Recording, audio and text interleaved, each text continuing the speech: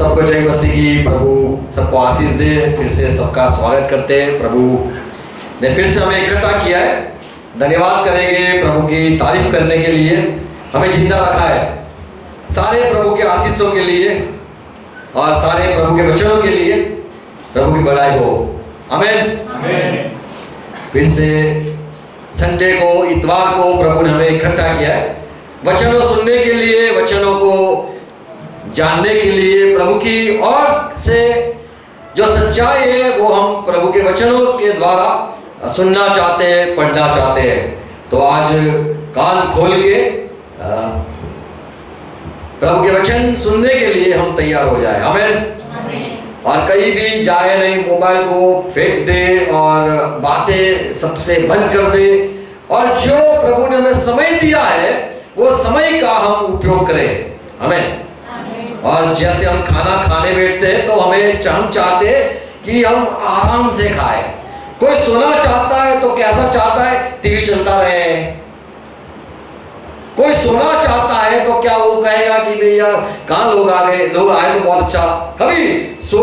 कभी आपने सोचा है, हम कब चाहते हो क्या? जब आप खाट पे होते हो, लेटे हुए होते हो, तो क्या आप चाहते हो कोई आ जाए तो कितना अच्छा? आप चाहते हो कोई आए नहीं, डिस्टर्ब ना करे, आप सोना चाहते हो। ऐसे प्रभु के वचन जब हम पढ़ना चाहते हैं, सुनना चाहते हैं, तो सारी दुनिया की बातें को दूर करने के लिए। आमीन। आओ प्रार्थना करें। धन्यवाद जिंदा प्रभु, धन्यवाद धन्यवाद धन्यवाद। तारीफ करते, आपको मान देते। प्रभु आपने हमें संभाला, अनुग्रह रखा। आपका वचन हम पढ़ना चाहते, सुनना चाहते। आज हमसे बात करो, आज हमें आशीष दो। हमारे साथ जुड़ने वाले हर भाई बहनों के लिए धन्यवाद प्रभु। हर एक को सुनने वाले कान दिए जाए, हृदय को खोल दो सो सारी की बातें समझ पाए। और आपका भी हमारे हृदय में ऐसे बोल दो कि हम प्रभु कभी भी आपसे दूर न हो, पर प्रभु आपके वचन अनुसार जिए चले। सहाय करना। फिर से धन्यवाद प्रभु, इकट्ठा किया और ये समय दिया है आपके वचन सुनने के लिए। हम चाहते प्रभु आप हमसे बात करो। हम चाहते प्रभु आपके सच्चाई हम सुनना चाहते, जीवन पाना चाहते, आशीष पाना चाहते, बुद्धि पाना चाहते। हमें क्या जीवन में करना चाहिए ये सच्चाई हम सुनना चाहते। प्रभु आशीष देना। पिता आशीष दो हर एक को, यीशु मसीह के नाम में प्रार्थना करते हैं। आमीन आमीन। Praise Lord. तो आज का जो दिन है वो है सामर्थ का दिन। आमीन। प्रभु का सामर्थ। आज हम क्या परमेश्वर का सामर्थ है, हम इसके बारे में हम गौर करेंगे। इसके बारे में हम बाइबल से जानेंगे। प्रेषितों के चरित्र और प्रेषितों के काम कहे पहला अध्याय उसका 8 में यीशु मसीह ने कहा, जब पवित्र आत्मा, मेरे चेले, पवित्र आत्मा को जब आप पाओगे तब आप सामर्थ पाओगे। पवित्र आत्मा जब आप पाओगे, आप परमेश्वर का सामर्थ को महसूस करोगे। परमेश्वर का सामर्थ क्या है ये तो हमें जानना है। जैसे किसी को माता आता है, पिता आता है, बच्चा आता है, कुछ भी आता है, हम देखा है, तब वो बाल छोड़ देते हैं, तब वो गिर जाते हैं, वो हिलते हैं। हम बोलते हैं ये क्या आ गया? तो कोई बोलता है माता आ गया, कोई बोलता है पिता आ गया, कोई बोलता है आत्मा आ गया, कोई बोलता है भूत आ गया। हम सुनते कि भाई कुछ आ गया। जैसे किसी को करंट लगाए, किसी को लगाए कि नहीं लगाए? कभी तार पे छू के करंट लगाए, बाल ऐसे हो जाते हैं। किसी को प्यार लगाए तभी भी ऐसे हो जाते बाल। वो कुछ नहाता धोता नहीं, बस प्यार में पड़ा रहता है। इंसान को जब कुछ महसूस होता है या फिर कुछ अनुभव होता है तब वो कहता है अरे इसको तो प्यार कहते, अरे इसको तो सामर्थ कहते, अरे इसको तो पागलपन सा कहते हैं। यीशु ने कहा जब पवित्र आत्मा आप पाओगे तो आप सामर्थ पाओगे। सामर्थ यानी हिलना होगा, शायद गिरना होगा या फिर कुछ, पर परमेश्वर का जो सामर्थ है उसके बारे में मैं कुछ कहूंगा। 7 बात मैं सुनाऊंगा, कहूंगा बाइबल से कि परमेश्वर के सामर्थ आना तो वो हम कैसे कह सकते हैं कि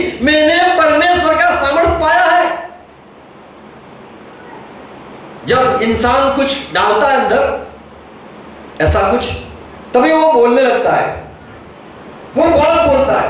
देखा है, पीने के बाद ही बोलते हैं, पीने के पहले बोलते लोग, बात बोलते, और इंग्लिश भी बोलते हैं।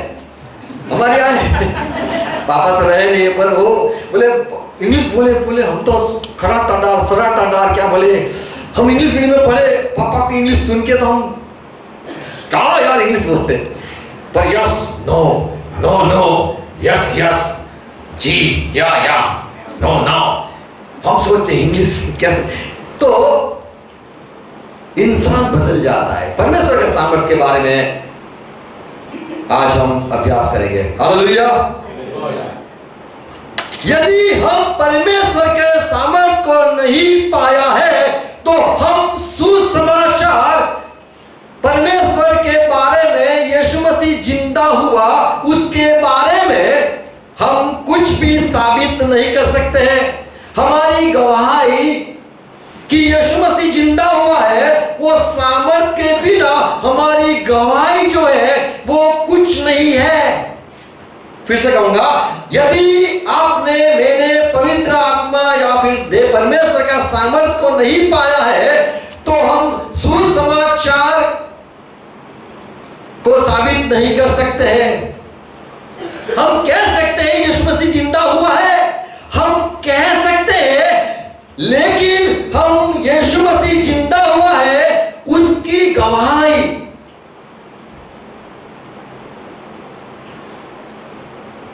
हम साबित ही नहीं दे सकते हैं यदि हमने सामर्थ्य नहीं पाया है। प्रकाशित वाक्य 11:6 में लिखा है, परमेश्वर एक समय 2 नबी को भेजने वाला है इस धरती पर, और वो जो 2 नबी आने वाले हैं, 2 परमेश्वर के दास आने वाले हैं, वो 2 दास को ऐसा सामर्थ्य मिलेगा कि वो पानी का लहू बना सकते हैं, और वो चाहे तो आसमान को बंद कर सकते हैं, बारिश न हो। उनके समय में बारिश रोक सकते हैं, उनके समय में बारिश को बरसा सकते हैं खड़े खड़े। तो यहां पे लिखा है कि ये जो 2 नबी आने वाले हैं वो परमेश्वर की ओर से भेजे गए हैं और सुसमाचार कहने के लिए भेजे गए हैं। ये साबित करेंगे कि हमको परमेश्वर ने भेजा है और हम जो गवाही देते हैं वो सच्ची है। 6 में क्या लिखा है? इन्हें अधिकार है। क्या अधिकार है? कि आकाश को बंद करे, आकाश को बंद कर दे, कि उनकी भविष्यवाणी की दिनों में मेघ न बरसे, और उन्हें सब पानी पर अधिकार है। उनको पानी पे अधिकार है कि उसे लहू बनाए, लहू बन जा तो लहू बनाए, और जब जब चाहे तब और जब वो चाहते हैं इसका ये हो जाए, उसका वो हो जाए, चाहे तब पृथ्वी पर हर प्रकार की विपत्ति लाए। हम चाहते हैं ये विपत्ति आ जाए, अच्छा बोलो तो ये विपत्ति आ जाए। ऐसे नबी, ऐसे सेवक को परमेश्वर भेजने वाला है हमें। और ये जो 2 दास है वो यीशु मसीह के दास है। आज एक बात मैं सुन रहा था, एक कोई पंडित है, कोई बड़ा खुद को बोलता है बाबा है, उसको लाया गया टीवी के शो में और पूछा गया कि तू कोई चमत्कार करके बता भाई, दूध का दूध पानी का पानी हो जाए। पर्चा दिखा या पर्चा फाड़ डाल, आज तो किसी का पर्चा फटेगा या आज तो किसी का पर्चा निकलेगा, ऐसे वो बात बताया। फिर बोले कोई चमत्कार करो गुरुजी, महाराज जी, और वो बेचारा बोले क्या अभी बोला, फिर बोले लगा, बोले शांत हो जाओ बाबा कुछ कर रहे हैं। फिर बाबा ने बोला किसी को बुलाओ, फिर किसने किसको बुलाओ, बोले तू पढ़ेगा और तुझे बहुत घर का चिंता है, बोले तो सबको होता है, ऐसी बात पर्चा बताया। चमत्कार जो है ये है पानी को लहू बनाने, और बारिश चाहे तो गिराए, न चाहे तो न गिराए, चाहे तो रोक, कोई भी वो बोले वो हो जाए। आज भी लोग जादू टोना करके बोलते इसके यहाँ ये हो जाए, उसके यहाँ ये हो जाए। अब बीच में बात कर रहे थे, किसी ने चोखे डाले, बोले खा लो, चोखे डाले 2 और कल और डाला यार, तो चोखे तो खाए, बात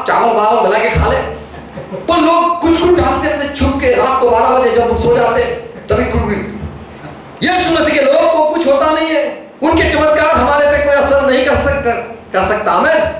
हमें पर ये जो दो परमेश्वर के नबी आने वाले, वो सामर्थ ऐसा कि वो जो कहते हैं कि हमको परमेश्वर ने भेजा है, दूसरी बात कि हम मसीह के गवाह हैं, यीशु मसीह जिंदा हुआ है, उसकी साबित करने के लिए, उसको साबित करने के लिए ये अपना सामर्थ को दिखाएंगे। परमेश्वर जो सामर्थ देता है वो हमें लोगों की मदद करने के लिए नहीं, फिर से कहूंगा, परमेश्वर जो सामर्थ देता है वो किसी भलाई काम करने के लिए नहीं, किसका भला हो जाए, अरे दुनिया का भला हो जाए, नहीं, यीशु मसीह जिंदा है उसकी गवाही के लिए। हमें परमेश्वर हमें इसीलिए सामर्थ देता है कि हम जो कहते हैं कि यीशु मसीह जिंदा हुआ है, ये सच है, ये साबित करके दिखाओ। तो चमत्कार इसलिए होते हैं। हमें प्रभु बीमार को चंगा इसलिए करता है। यीशु मसीह ने एक जगह पे कहा, ये लोग चमत्कार देखे बिना विश्वास नहीं करेंगे, उसका बेटा मरने को है, अरे जिंदा कर दो, कोई बात नहीं, जिंदा कर दो, क्यों, मुझे प्यार है, नहीं, ये लोग विश्वास करेंगे। तो परमेश्वर चमत्कार इसलिए करता है कि हम विश्वास करें। बोल, परमेश्वर इसीलिए चमत्कार करता है कि सुसमाचार पर किसी का भरोसा हो जाए। यदि कोई विश्वास नहीं करता है तो फिर अच्छा, तो परमेश्वर काम करेगा। रोमन 1 और 16 में लिखा है, मैं परमेश्वर की जो सुसमाचार दिया है, बोलो सुसमाचार, यानी सुसमाचार माने यीशु मसीह जी उठा है। तो यहां पे बोलते हैं सुसमाचार, यानी परमेश्वर ने यीशु मसीह को जीवित किया है।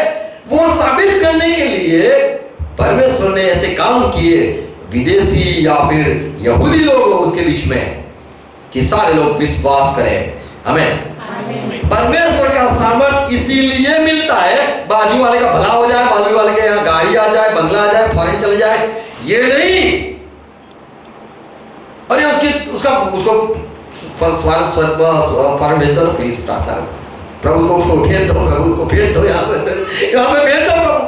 क्या ये सारी बात के लिए इसकी प्रभु शादी हो जाए, बर्बाद हो जाए, और प्रभु मैं चाहता हूँ उसकी शादी हो जाए, क्या शादी हो जाए, इसीलिए प्रभु को हो जाए बच्चा, और बात यहाँ पे तारीफ, यहाँ पे क्या कर ले, नुकसान करे।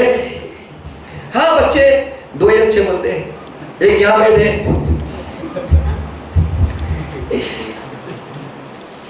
तो यहाँ पे पौलुस कहता है कि सामर्थ 16 क्या लिखा है 16, क्योंकि मैं सुसमाचार से नहीं लज्जाता, मैं जो शर्म नहीं आती है सुसमाचार, यानी यीशु मसीह जीवित हुआ है, वो कहने में मुझे शर्म नहीं आती है, इसलिए कि वह हर एक विश्वास करने वाले के विश्वास करने वाले लोगों के बीच में, पहले तो यहूदी फिर यूनानी के लिए उद्धार के निमित्त परमेश्वर की सामर्थ है। आमेन। तो विश्वास करे या यहूदी लोग जो मानते थे कि हमारा परमेश्वर जैसे कोई काम नहीं कर सकता है, हमारे परमेश्वर जैसा कोई काम नहीं कर सकता है, ऐसा यहूदी लोग सोचते थे।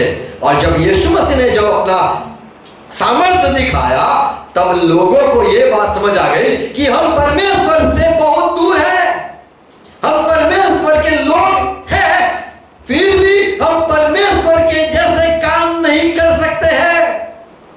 तो यीशु मसीह ने जीवित हुआ है, पौलुस कहता है वो जीवित हुआ है, ये एक बड़ा आनंद का समाचार है। और यदि तुम नहीं मानते हैं कि यीशु मसीह जीवित हुआ है, तो सामर्थ देख लो कि तुम विश्वास करो तो चमत्कार परमेश्वर करता है। रोमन का पत्री 15 अध्याय 19 में पौलुस कहता है कि परमेश्वर ने मेरे द्वारा ऐसे बड़े बड़े काम करवाए जिससे यीशु का जो प्रचार है वो हो सके। यीशु जीवित है, ये बात साबित करने के लिए परमेश्वर ने मेरे पास बड़े अद्भुत चिन्ह चमत्कार करवाए। तो क्यों करवाए? कि लोग सुसमाचार पर विश्वास करें। आमीन। 19 पढ़ो। यरूशलेम से लेके इल्लोनिका तक मैं सब जगह पे घूमा कि मैं यीशु मसीह का जो सुसमाचार है, यीशु मसीह फिर से जी उठा है, वो बात को मैं हर एक जगह पे सुनाऊं। और मैं ये सुनाया और परमेश्वर ने ऐसे चमत्कार किए कि लोगों ने मेरी बात पे विश्वास भी किया।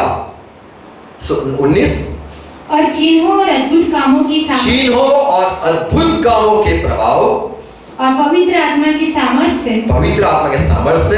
मेरे ही द्वारा परमेश्वर ने काम किए। हमें कि लोग यीशु मसीह पर विश्वास करें। हमें तो सामर्थ्य क्यों है? कई के सामर्थ्य होते हैं। आज 2 दिन के पहले सोचता था, किसका सामर्थ्य होता है पर दिल शेर जैसा नहीं होता है। होता है सामर्थ्य, पर मारने के लिए ताकत चाहिए। ताकत कहाँ चाहिए पता है? ताकत इधर चाहिए, इधर नहीं चाहिए। ताकत इधर हो तो तुम खड़े रह सकते हो शेर के सामने भी। शेर को बॉडी तुम्हारे देखे तो उसको ऐसा लगेगा जो गोश है। शेर अगर देखेगा बोले मोटा तो डरेगा नहीं, बोले तो मेरा बहुत बड़ा गोश है। गोश समझ आता है। हम सोचते हैं बड़ा आदमी आएगा, ये तो भी मुझे मार लेगा। अगर सूर्य के सामने जाएगा तो शेर बोलेगा ये तो बहुत बड़ा मटन आया है, मटन है, बहुत खाएगा इसको। बड़े बड़े लेग पीस।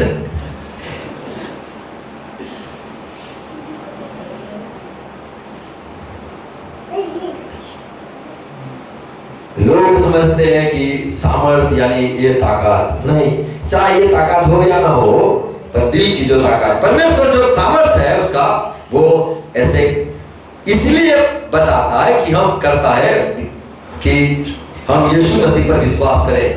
पहला थिस्सलुनीकी 1:9 में लिखा है, यहाँ पे पौलुस फिर से ये कहता है, मैं लज्जित नहीं होता हूं और मुझे शर्म नहीं आती है परमेश्वर के यीशु मसीह का सुसमाचार कहने को। मैं बंदी गृह में भी जा सकता हूं, कष्ट भी उठा सकता हूं, और परमेश्वर का सामर्थ्य को मैंने दिखाया है। 1:9 क्योंकि वे आप ही हमारे विषय में बताते हैं कि तुम्हारे पास हमारा आना कैसे हुआ और तुम कैसे मूर्तों से परमेश्वर की ओर फिरे। पहला थिस्सलुनीकी 1:9 2 थिस्सलुनीकी 1:9 क्या लिखा है? वे प्रभु के सामने से और उसके यहाँ पे ये लिखा है 1:9 में, तीमुथी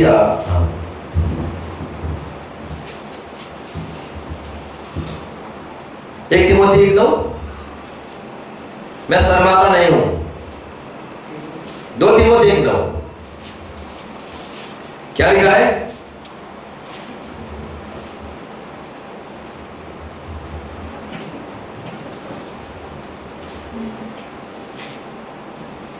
प्लीज पढ़िए।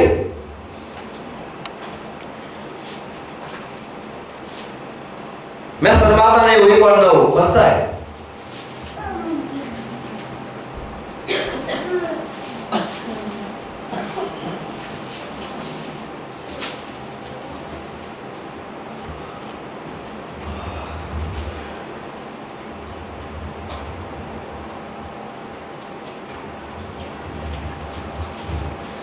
पौलुस कहता है कि मैं शर्माता नहीं हूं। अच्छा,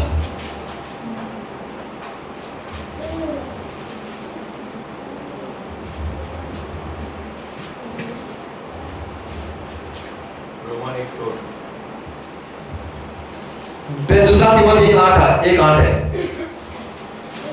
1 और 8 माफ करना। क्या लिखा है? जोर से पढ़ो।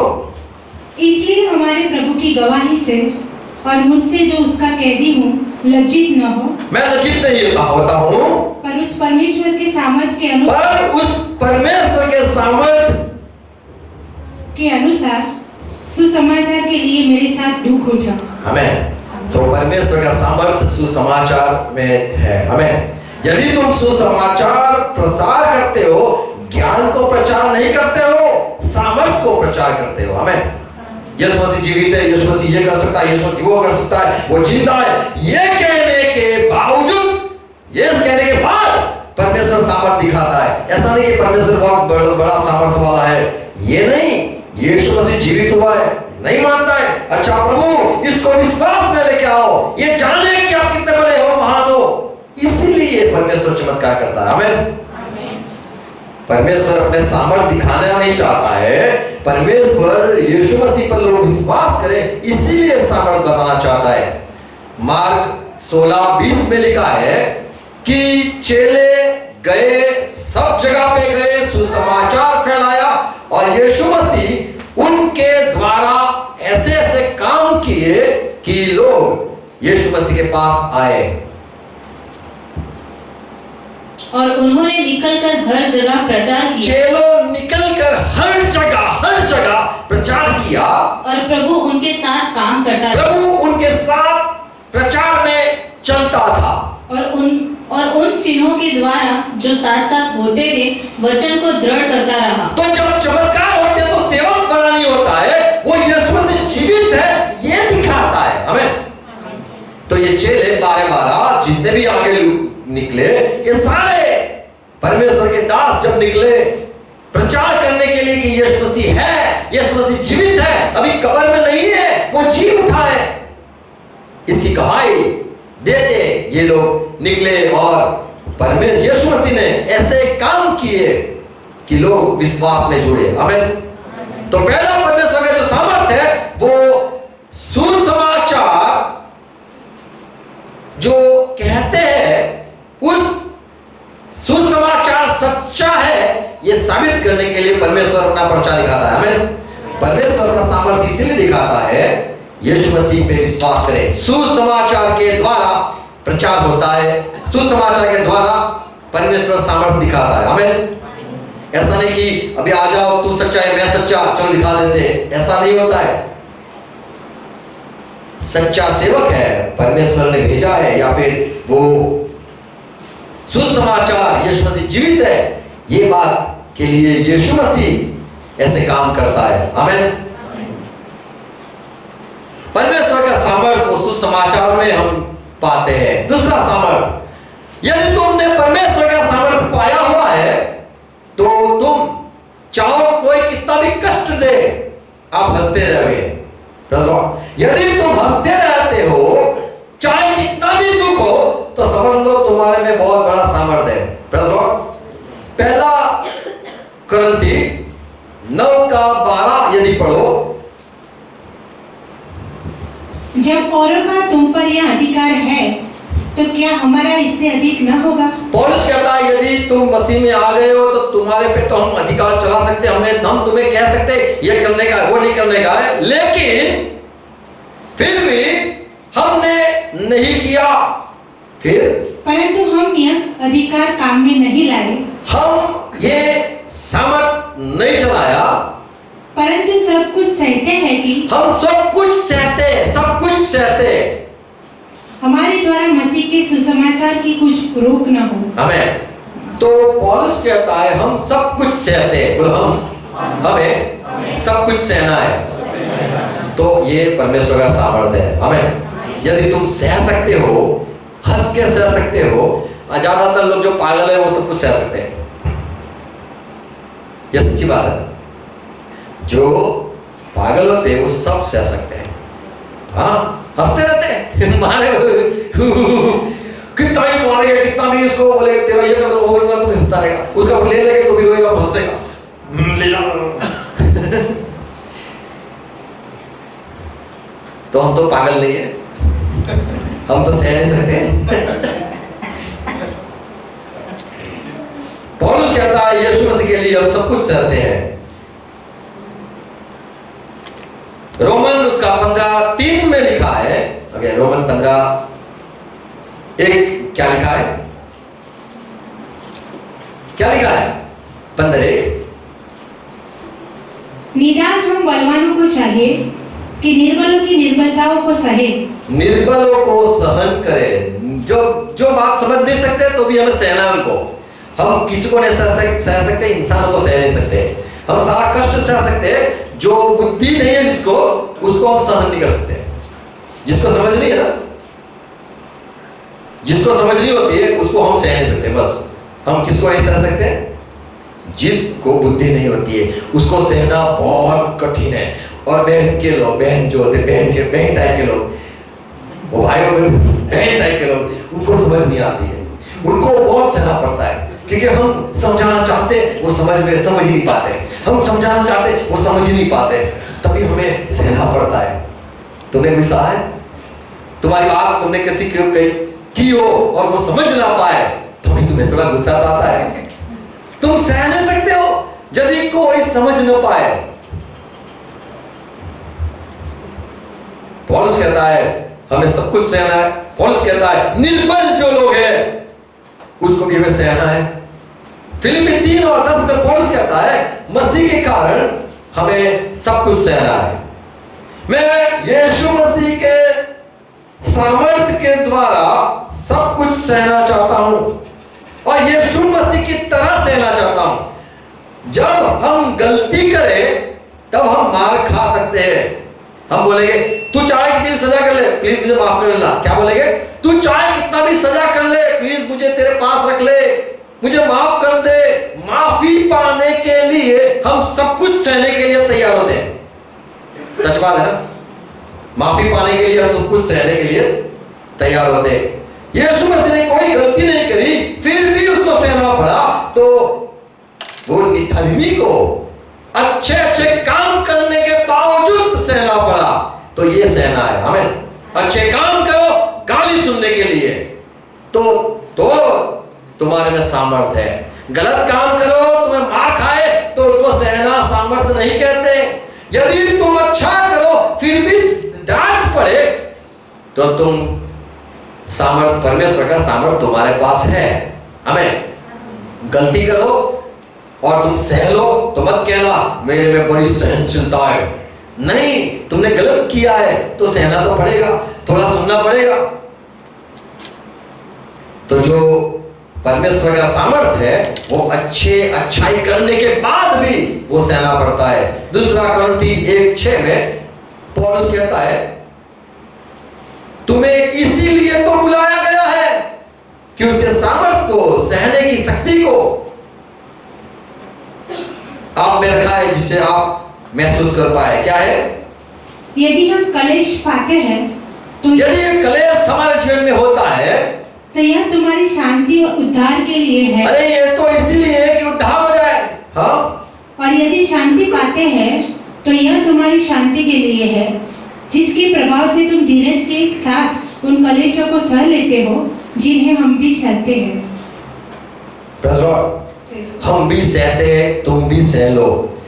पहला पतरस 4:12 और 13 आयत में लिखा है मेरे भाई तुम आश्चर्य मत होना कि मसीह में आने के बाद अच्छा क्यों सब नहीं होता है, क्यों हमें सहना पड़ता है, लोग क्यों हमसे अभी प्यार नहीं करते, क्यों लोग अब हमें नहीं बुलाते हैं, क्यों लोग हमें परेशान करते हैं। मसीह में आ जाने के बाद हमें जो तकलीफ होती है वो लोगों से होती है, कुदरत से नहीं होती। कुदरत से हमें कोई भी तकलीफ नहीं होती है। तकलीफ जो होती है वो सिर्फ इंसानों से होती है। यदि तुम मसीह में आ गए तो जात के तुम्हारी परीक्षाएं होगी। 12:13 में क्या लिखा है? हे प्रियो जो दुख रूपी अग्नि तुम्हारे परखने के लिए, जो दुख रूपी अग्नि तुम्हारे पे आता है, तुम में भड़की है, तुम्हारी भड़की है, इससे यह समझकर अचंभा न करो कि ये कैसे हो गया। हाँ, अचंभा न हो कि कोई अनोखी बात तुम पर बीत रही है। ये कोई अनोखी बात नहीं है। सहना, दुख आना, जीवन में तकलीफ आना ये कोई नई बात नहीं है। पर जैसे जैसे मसीह के दुखों में सहभागी होते, ये तो तुम मसीह के सहभागी होते दुखों में आनंद करो, तो आनंद करो, जिससे उसकी महिमा के प्रकट होते समय भी तुम आनंदित और मगन हो। हमें ये आया मत्ती 5 में कि जो तुम मेरे नाम के लिए यदि तुम सहते हो तो आनंद करो, आमेन। तो जो सामर्थ है, इसीलिए हमारे में परमेश्वर भेजता है सामर्थ कि हम दुखों को सह लें, आमेन। हम दुखों को सह सकते हैं, कितना भी लोग कितना भी परेशान कर ले, हम सह सकते हैं यदि हमारे में वो सामर्थ है। तो हमें क्या चाहिए? परमेश्वर का सामर्थ। परमेश्वर का सामर्थ, हम ये सोचते हैं कि परमेश्वर का सामर्थ यानी हमें पानी का लहू बनाना, पहाड़ को हटा देना, इंसान को मिटा देना, और हमें उसके घर को ये बर्बाद कर देना, हमारे खिलाफ जो है उसको बर्बाद कर देना, हमें बोलना। हम इसको सामर्थ बोल समझते हैं। सामर्थ तो ये भी है दुख सहना, हमें हम सच्चे हैं कि इस दुख सहना है, हमें। रोमन 8:35 में पौलुस कहता है, चाहे कितने भी कष्ट आ जाए, चाहे कितने भी विपत्ति आ जाए, चाहे कितने भी हमारे जीवन में मुश्किल आ जाए, अकाल आ जाए, खाना ना मिले, चाहे कपड़े ना मिले, चाहे कोई हमें काट डाले, पर हमें परमेश्वर के यीशु मसीह के प्यार से कोई अलग नहीं करेगा, हमें। तो सामर्थ ऐसा होता है कि उसको कहीं पे भी डाल दो, वो कहीं कभी भी यीशु मसीह को छोड़ेगा नहीं, कभी भी परमेश्वर को छोड़ेगा नहीं। तो ये सामर्थ होता है, हमें। ये प्यार का सामर्थ है, प्रेज़ गॉड, प्रेज़ गॉड। तो परमेश्वर का जो सामर्थ है हमारे में, ऐसा प्रभु परमेश्वर हमें ये सामर्थ से भरता है कि हम सब कुछ सह सकते हैं, चुपचाप सह सकते हैं। यदि तुमने बोल दिया तो तुम्हारा सामर्थ खत्म, तो ऐसे मानेंगे तुम्हारा सामर्थ है ही नहीं। छोटे बच्चों को हम दबाते, हाथ दबाते, वो अपने आप को सामर्थ दिखाता है। अपना सामर्थ कैसा दिखाता है छोटा बच्चा? कुछ नहीं होता है, कुछ नहीं होता है, दबाओ और दबाओ, उसका सामर्थ टूट गया। जैसे हमारे जीवन में कभी विपत्ति आती है, हम चिल्ला लेते, ऐसा हो गया, अरे यार बिगड़ गया। फिर समय आने के बाद बोलते हैं हम, परमेश्वर ने ऐसा कर दिया। फिर जाके वहां जाते हैं, थोड़ा थोड़ा बोलते, होता है, चलता है, फिर और तकलीफ आती है, फिर हमारा मुंह खुलता है, फिर हम बोलते, परमेश्वर ये ठीक नहीं किया तुमने। फिर और ज्यादा तकलीफ आती है, फिर हम बोलते, परमेश्वर तुम्हारा सामर्थ्य तुमने कुछ दिखाया। हम परमेश्वर से, या फिर हम जो दुख होता है उसमें परमेश्वर को कई बार छोड़ देते हैं। पर यदि हमें परमेश्वर का सामर्थ्य यदि हमने पाया है तो हम सब कुछ सह लेंगे, हमें। Praise God. तो हमें सामर्थ की जरूरत है। पहली बात, सामर्थ होगा तो ही हमारी जो बात यीशु मसीह जीवित है, जो कहते हैं, सुसमाचार सुनाते हैं, वो बात को हम साबित कर सकेंगे अगर सामर्थ है तो। यदि परमेश्वर का सामर्थ है तो दूसरी बात, हम यीशु मसीह के लिए सब कुछ सह सकेंगे, हमें। तीसरी बात, यदि परमेश्वर का सामर्थ हमने पाया है तो हम दूसरे को माफ कर सकते हैं। यीशु मसीह ने हमें माफ किया, जैसे लिखा है एफएससी की पत्री 4:32 में लिखा है, यीशु मसीह का हृदय आप रखो, जैसे यीशु ने माफ किया ऐसे आप माफ करो। यदि तुम माफ करने की सामर्थ है तुम्हारे में, तो तुम्हारे में सही में परमेश्वर का सामर्थ है। रोमन 5:10 में लिखा है, सुनो सुनो, रोमन 5:10, परमेश्वर हमें सजा करने वाला था, लेकिन यीशु मसीह ने खून बहाया, इसी की वजह से हमें माफी मिल गई। फिर से कहूंगा, परमेश्वर के हम दुश्मन थे, परमेश्वर हमें मारना चाहता था क्योंकि हम पापी थे, पापी को सजा देना चाहता था, लेकिन यीशु मसीह के खून बहाए जाने से, उसकी बलि होने के द्वारा हमें परमेश्वर ने माफ कर दिया। यीशु मसीह ने हमें बचा लिया। तो यीशु मसीह ने के द्वारा परमेश्वर रोक उठा, यीशु मसीह के द्वारा परमेश्वर ने हमें माफ किया।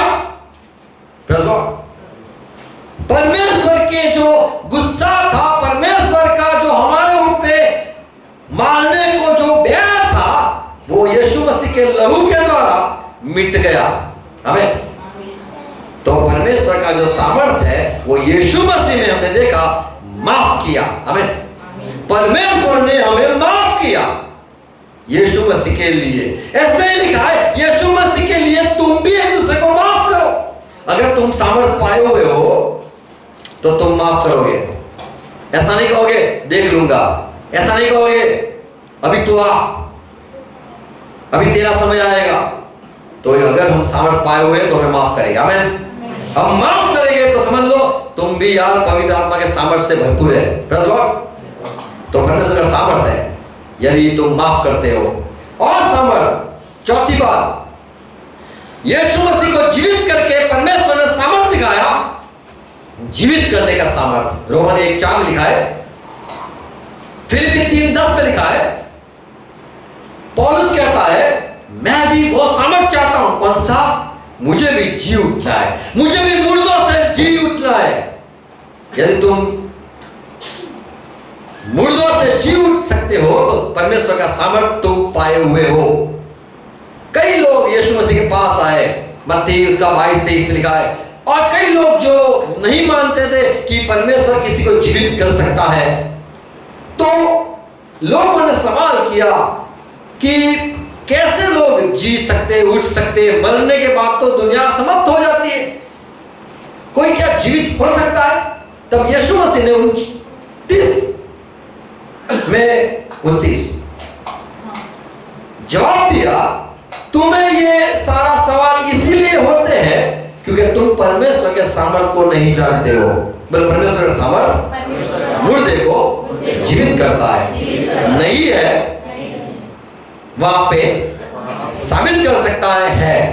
हमें तो मरा हुआ गर्भस्थान हो, मरा हुआ कुछ भी हो, उसको परमेश्वर जीवित कर सकता है।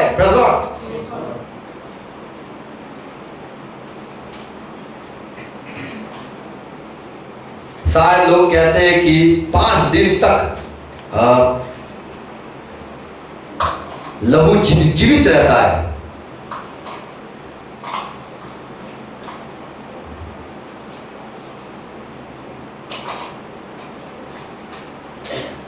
यीशु मसीह को जीवित करके परमेश्वर ने सामर्थ दिखाया, जो मर गया था उसको मैं जिला सकता हूं। हमें तो परमेश्वर का सामर्थ यदि हमने पाया हुआ है तो हम मुर्दों से जी उठेंगे, यह हम विश्वास करते हैं। हमें परमेश्वर के सामर्थ से हम जीवित हो सकते हैं, मरा हुआ जीवित हो सकता है।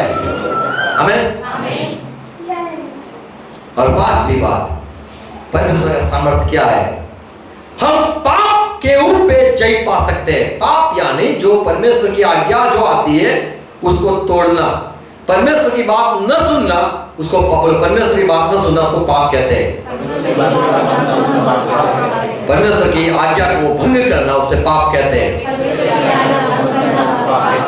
हम पाप करते थे, परमेश्वर हमें कहता था ये कर, हम कहते थे नहीं करना है। परमेश्वर कहता था वो कर, हम कहते थे नहीं करना है। हम पाप करते थे, हम उसकी आज्ञा को नहीं मानते थे।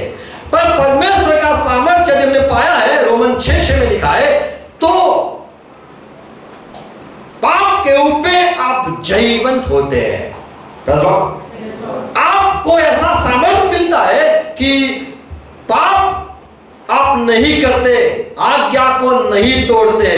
दुनिया के लोग जो कहते हमें सामर्थ्य है, हमारे पास परमेश्वर का सामर्थ्य है, तो जो परमेश्वर का सामर्थ्य है ये है कि तुम पाप नहीं करोगे, पाप के ऊपर तुम जय पाओगे। यानी परमेश्वर यदि आज्ञा कुछ भी दे, कोई भी आज्ञा दे, आपको कठिन नहीं लगेगी, आप वो कर पाओगे।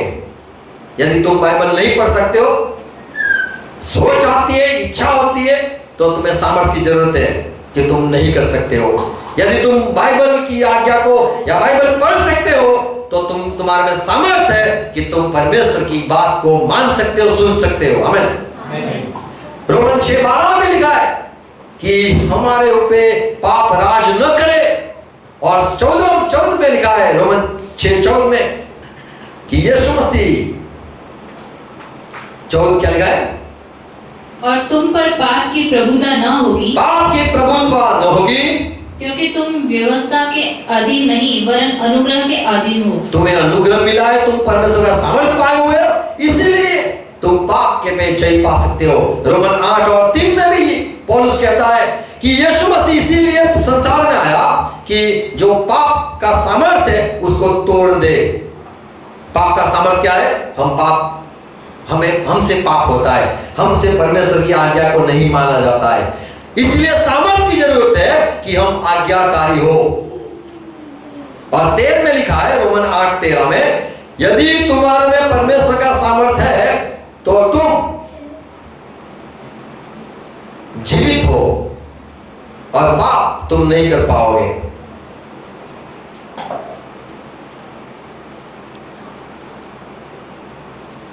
तेरह में क्या लिखा है? क्योंकि यदि तुम शरीर के अनुसार दिन काटोगे, यदि तुम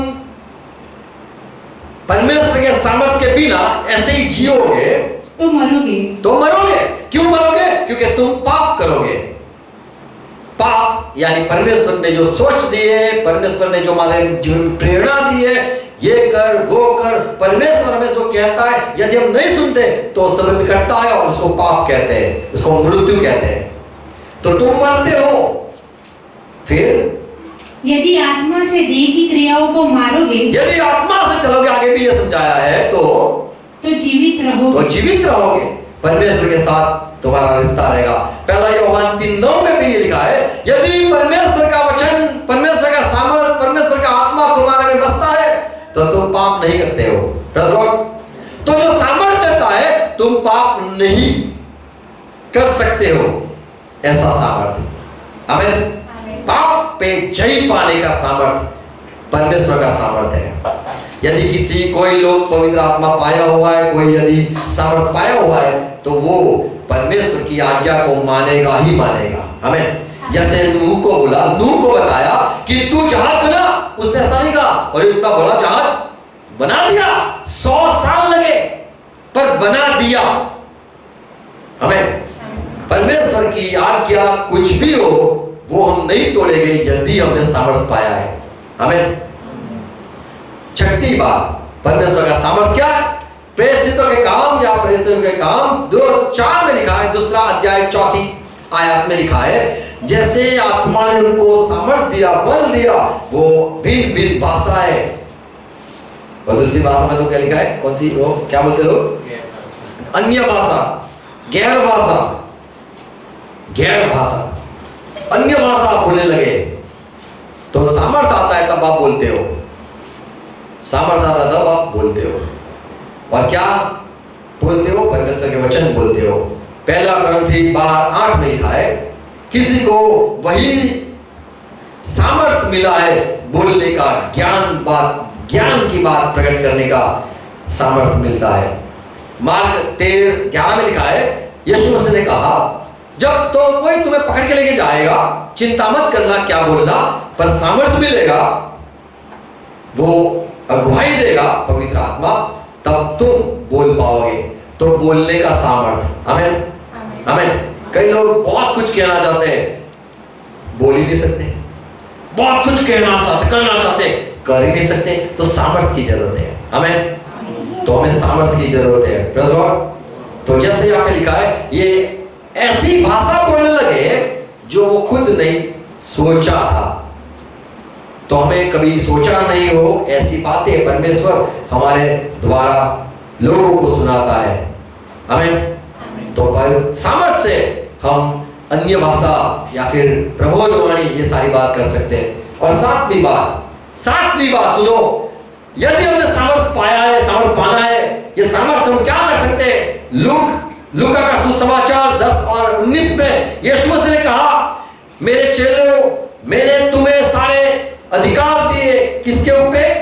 शत्रु के सारे काम पे, शत्रु के सारी शक्ति पे, शत्रु के पास जितने आत्मा है वो सारे आत्माओं के ऊपर मैंने तुम्हें अधिकार दिया है।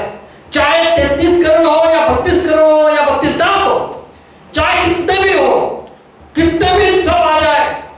तो यहाँ पे यीशु मसीह ने अपने चेलों को कहा कि तुम सारे जो तुम्हारे दुश्मन है, जो वहां पे प्रेरित करते हैं, उनके ऊपर मैं तुम्हें अधिकार दिया है। हमें क्या लिखा है? सुनो, देखो देखो मैंने तुम्हें सांपों और बिच्छुओं को रोकने सांप और बिच्छुओं को रोकने का और शत्रु की सारी सामर्थ पर और शत्रु के सारे सामर्थ पर अधिकार दिया अधिकार दे दिया है।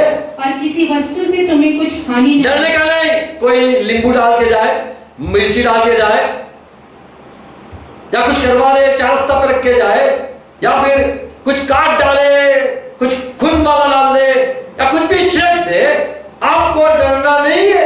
हमें अधिकार है, यदि हम पवित्र आत्मा पाते, सामर्थ पाते, तो ये सारे जो शक्तियां है उसके ऊपर हमें परमेश्वर ने शक्ति दी है। हमें कई बार हम सोचते हैं कि कुछ हो गया, चलो पानी का लोटा गुल करके डाल दो। अरे यार, ऐसा तो कोई दुष्ट आत्मा आता है, खा जाएगा। पानी से गर्म करके पानी करते कुछ देखा तुम क्या करते थे? क्या है, काला टीका नहीं लगाते थे बच्चे थे तो लगाते थे। पीत को कम लगा, इसको ज्यादा लगाया, इसको नजर ना लग जाए। तो जो बच्चे जब थे, हमारे यहाँ सिस्टर आई हुई है, वो भी बेचती है, एक पत्ते होते हैं, इसको बोलते हैं पोको अमन में, पोको ने अमन दो को दोनों की बात है। कितने खेले पको और अमन है वो ये दोनों साथ में रहते बता दे पोको अमन। हमें लगता है बच्चे को कुछ हो जाएगा, टीका लगाओ, टीका लगाओ। अबे दुष्ट आत्मा को भगाने के लिए कोई भी मंत्र नहीं चलेगा। तुम चाहे चोखे डाल दो, पानी घुमा दो, कुछ नहीं होगा। वो पानी गिर जाएगा, वो दुष्ट आत्मा वहीं का वहीं रहेगा। लेकिन यदि तुम पवित्र आत्मा या प्रभु के सामर्थ को पाए हुए हो, तो वो तुम्हें कुछ नहीं कर पाएगा। तुम्हें काला टीका लगाने की जरूरत नहीं है, यीशु मसीह तुम्हारे साथ खड़ा रहेगा। आमीन, प्रेज़ लॉर्ड। तो यहाँ पे ये जो पढ़ा हमने कि कोई भी शत्रु की सामर्थ तुम्हारे पे काम नहीं करेगा, क्योंकि मैं तुमको अधिकार देता हूं। मार्क 16:17 में यीशु मसीह ने कहा कि मेरे चेले, मेरे पे विश्वास करने वाले, तुम मेरे नाम से भूतों को निकालेंगे। बोलो, हम भूतों को निकालेंगे। भूतों को निकालना है घर में से। कैसे निकालने का? लोटा लेने का है, पानी डालना है? नहीं, यीशु मसीह के नाम में दूर हो जाओ। क्या बोलना है? दूर हो जाओ। दूर से बराबर गुस्सा करना। गुस्सा तुमने देखा है कभी? तुमने किया गुस्सा? तो शैतान पे ऐसे चले जाना, बहुत परेशान किया तुमने यार, रात को भी सोने नहीं दिया, चले जाने यार, विनती करूंगा।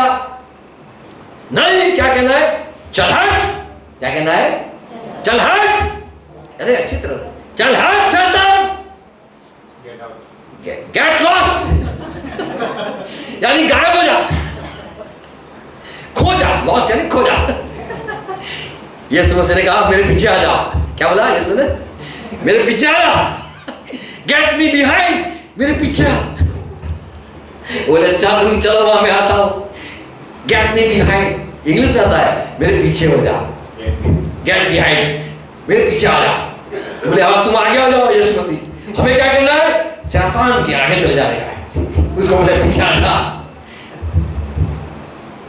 तो यीशु मसीह ने सामर्थ दिया है हमें, और वो सामर्थ है दुष्ट आत्मा को भगाने का। गणना गिनती की किताब 23:23 में ये सामर्थ के बारे में यहाँ पे भी हमें जो मिला, अधिकार मिला है, ये है कि कोई भी जादू टोना ज्यादातर गांव में चलता है। यहाँ पे भी कई बार गांव हो जाता है। अभी ऐसा तो गांव ही है, कई मैंने जगह देखा है जहाँ पे गांव होता है। जहाँ चार रास्ता पे लींबू मिल गया मुझे तो समझ लो मैं बोलूँगा ये गांव है। इधर तक गांव नहीं आया, इधर अच्छा है, इधर किसी ने कुछ किया नहीं है, शहर के लोग हैं। पर जो जहाँ पे लोग लींबू डालते हैं, मिर्ची रखते हैं, समझ लो तुम गांव में रहते हो। तो गांव से जरा तुम तो प्रभु के लोग हो। क्या लिखा है? गिनती 23, बोलो गिनती 23। मुझे मानना है। निश्चय कोई मंत्र, बोलो निश्चय कोई मंत्र याकूब पर नहीं चल सकता, प्रभु के लोगों पे नहीं चलेगा। और इज़राइल पर भावी कहना, और इज़राइल के विरुद्ध में इसका तो ये हो जाएगा, भावी कहने वाले लोग कोई अर्थ नहीं रखता, उसका कोई अर्थ नहीं होगा। परंतु याकूब और इज़राइल के विषय अब यह कहा जाएगा कि क्या? ईश्वर ने क्या ही विचित्र काम किया है। परमेश्वर ने कैसे काम किए। तो कोई तंत्र मंत्र जादू टोना या फिर कोई भी मूड या फिर कोई भी क्या लगता है इंसान को नजर नहीं लगेगी। हमें यदि तुम मसीह में हो नजर नहीं लगेगी। नजर तो हमें लगेगी क्योंकि हम सुंदर हैं, हम लोग अच्छे हैं तो नजर तो लगाएंगे तो। अरे खोल के रहेगा, हम खोल में रहना नहीं है। लोग को नजर लगती इसलिए काला काला पहनेंगे, बोले इसको नजर लग जाएगी, लगा दो काला वाला लगा के इतना करके निकलेंगे। और नजर लगती, हमें तो नजर लगती नहीं है, हम मसीह के लोग हैं। कोई जादू टोना किसी की नजर नहीं जाएगी। हमें सारा पे नजर हो गई, पर सारा गई तो बर्बाद करके आएगी, कोई नजर नहीं लगेगी। ऐसा मत सोचो कि अब्राहम ने सारा को पूरी ढांक के रखी थी, ऐसा होता तो देखता ही नहीं होता, पर खुली कैसे ऐसे घूमते थे। पर कई लोग सोचते मानते कि ऐसे लोग बुरखे में रहने वाले, बुरखे में ऐसा रिक्का भी बहुत सुंदर ही थी, देख के पता चलता था क्योंकि वो बुरखा नहीं पहनती थी, इसलिए दिखाई देता था, हमें नजर नहीं लगती। हमें बोलो मसीह के लोगों को नजर लगाने वाले की नजर नहीं लगती। हाँ तो लोग लगाते ये बात सच है, पर नहीं लगती ये बात भी सच्ची है। हमें गिनती उत्पत्ति 3 में और सामर्थ हमें ये परमेश्वर का सामर्थ्य यदि हमें मिला है तो ये बात भी आशीष है। क्या लिखा है कि जो अब्राहम तुझे आशीष देगा उसको मैं भी आशीष दूंगा, और यदि कोई तुझे श्राप देगा अब्राहम तो मैं उसको श्राप दूंगा। तो हमें जो हमारे विरुद्ध में जो लोग हैं वो हमारा कुछ नहीं कर सकेंगे। हमें उनको बोलेगा मारना मत, गाली बोलना, मंत्र कर देना, चिड़िया बना देना, घोंसला बना देना, प्लीज दूर से कुछ भी करते रहे। हमें श्राप देना है तो दे श्राप, हमें श्राप लगने वाला नहीं है। जो हमें श्राप देता है उसको परमेश्वर देखता है, हमें उसके घर पे जाके नींबू मिर्चा कुछ डालना नहीं है। हमें उनका कुछ बिगाड़ना नहीं है, वो परमेश्वर उनको देखेगा। हमें तो अधिकार मिला है। यशाया 54:17 में ये लिखा है कि परमेश्वर के लोगों के विरुद्ध में कोई हथियार यदि कोई बनाए वो चलेगा नहीं, सफल नहीं होगा, क्योंकि हमारा जो युद्ध है वो आत्मिक युद्ध है। एफएससी 6:12 में लिखा है हमारा जो युद्ध है वो इंसान के साथ नहीं पर दुष्ट आत्मा के साथ है, इसीलिए हमें सामर्थ की जरूरत है। हमें यदि सामर्थ है, हमने परमेश्वर का सामर्थ यदि पाया हुआ है तो हम ये सारी शैतानी बातों से लड़ेंगे। आमीन। और हम जय पाएंगे। प्रकाशित वाक्य 10 और 12 अध्याय 11 कलम में यह लिखा है, सुनो, परमेश्वर के सामर्थ से ये परमेश्वर के दासों ने शैतान पे जय पाया। Praise Lord. तो हम शैतान के ऊपर जय पा सकते हैं यदि सामर्थ है, शैतान को निकाल सकते हैं यदि सामर्थ है। शत्रु कुछ भी चाहे कितना भी हमारे पे जोर लगा दे, जादू तो ना कर ले, मत सोचना इसने किया हमें हो गया, किया तो हो गया, तो हमारे पास सामर्थ नहीं है। सिर्फ यीशु मसीह के नाम से ही तुम जय पा सकते हो, गवाही से, लहू से जय पा सकते हो। आमीन। तो परमेश्वर के सामर्थ की हमें जरूरत है, तो ही हम परमेश्वर के लिए दुख सह सकते हैं, तो ही हम परमेश्वर की बात कह सकते, प्रचार कर सकते, चमत्कार कर सकते, और हम सारी बुरी आत्माओं से जय पा सकते, और पाप के ऊपर भी हमें विजयवंत होने के लिए सामर्थ की जरूरत रहती है। हमें प्रभु आपको आशीष दे, अनुग्रह दे समझने के लिए। आओ प्रार्थना करें, अपने आंखें बंद करेंगे। पिता हम यीशु मसीह के नाम में झुकते हैं। धन्यवाद धन्यवाद धन्यवाद प्रभु,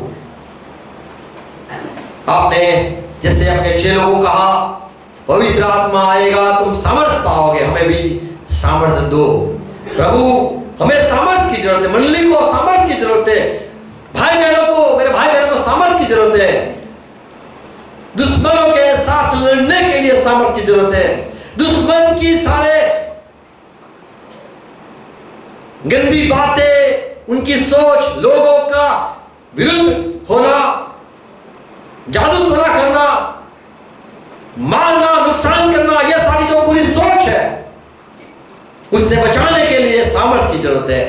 पाप हम न कर पाए, हमें सामर्थ की जरूरत है। हम पाप करते हैं प्रभु, हमें माफी चाहिए प्रभु। सामर्थ दो हम पाप न कर पाए, हमें सामर्थ दो हम दूसरे को माफ कर दे, हमें सामर्थ दो आपके जैसे हम सहले, अच्छाई करे, भलाई करे और सब कुछ सहले चुपचाप।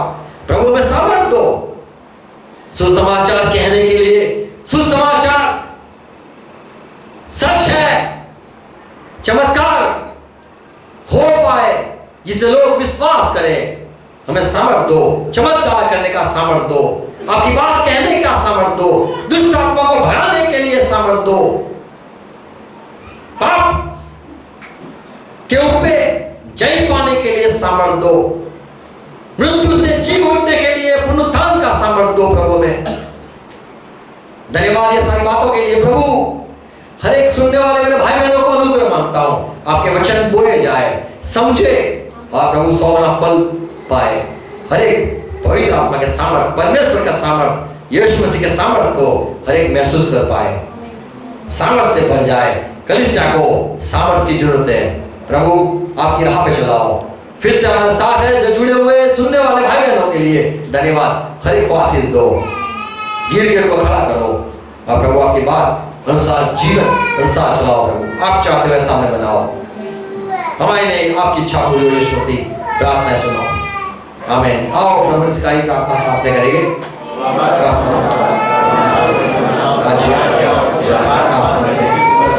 इच्छा पूरी हो, इसकी रोक आज में दो, इसे माफ किया है, अपराधी को माफ से बचाओ, राज्य हमें आपकी विश्वास के नाम में, आमीन। परमेश्वर का प्यार, यीशु मसीह का अनुग्रह, पवित्र आत्मा की सहभागिता साथ, पवित्र आत्मा के सामर्थ हम साथ हमारे साथ रहे, यीशु मसीह के नाम में, आमीन। परमेश्वर प्रभु को आशीष दे।